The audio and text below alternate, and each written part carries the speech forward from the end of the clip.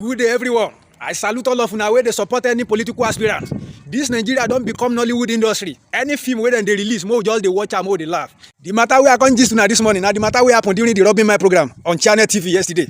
One person come represent Obi, one person come represent Atiku, while the other person come represent Tinubu. If you see the way and manner Obi supporter, Obi team and Atiku team, if you see the way dem dey give Tinubu guy back to back, but this Tinubu guy, the guy no get shame at all. The guy dey talk. Oh boy, and only God know the place where the guy come from. Me, I no go tell you now. Just watch. My brother Dayo Israel keeps bragging about Lagos, which not according to me, but according to global figures, Lagos is the second worst city to live in the world. So, I mean, what exactly are we bragging about here? You talk about the blue line and this. You talk about the blue line and this and that. We want you to talk about what your candidate did, and not to brag or boast about the investment and what other people who have succeeded him have done. What did Bola Ahmed Tinubu do while he was a governor of Lagos State? In terms of education, Anambra State, go on social media, people who benefited from 30,000 computers for primary school students. He had the phone numbers of all the secondary school prefects. He was in touch with them. He was very, very heavily invested in education. I will give you a number. From number 24 to number 1 in educational performance. That is what you brag with, not the achievements of others. Thank you very much. We'll come to you. He also had a point. Dayo Israel speaks and talks about the Lagos that Tinubu built. Can we address that? Yes. On the average Lagosian spends 4 hours in traffic every day. On the average. Lagos is a place that once it drizzles, it floods. Lagos is a place with failing infrastructure. The Lekki-Epe Expressway, which he cited as an example, typically has people who spend several hours in traffic on a daily basis, occasioned by large potholes and craters in the middle of the road. It has a failing healthcare system. It has a failing primary school system, a primary and secondary school system, where a lot of students simply do not have access to the infrastructure that they require.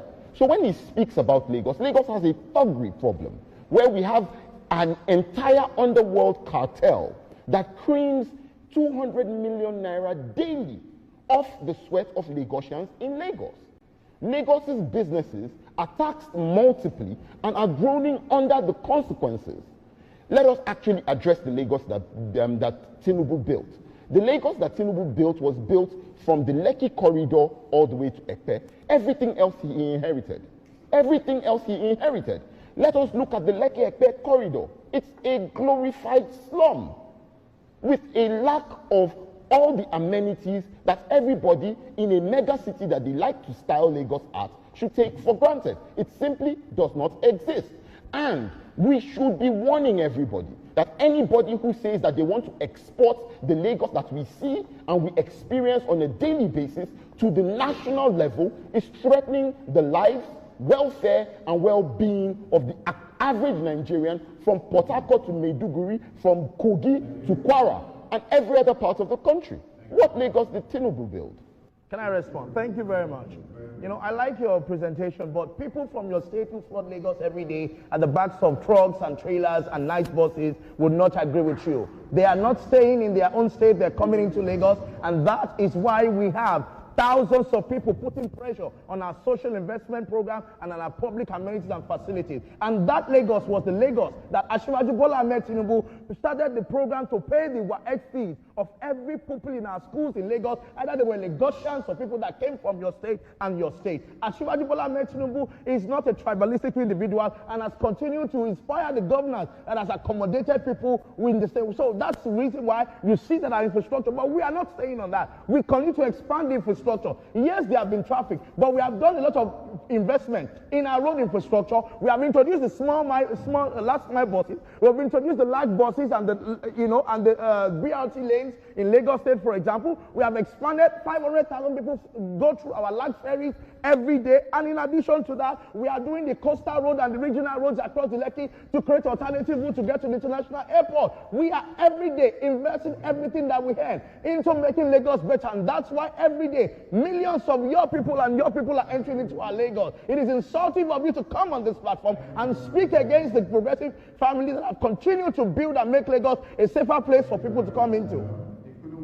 Bigotry to jump out. The bigotry jumped right out immediately.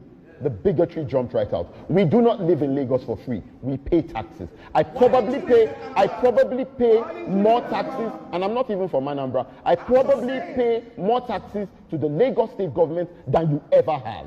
I probably pay more taxes. And my payment of taxes and my creation of employment and the taxes from the people I employ earn people the right to live in Lagos and to demand better.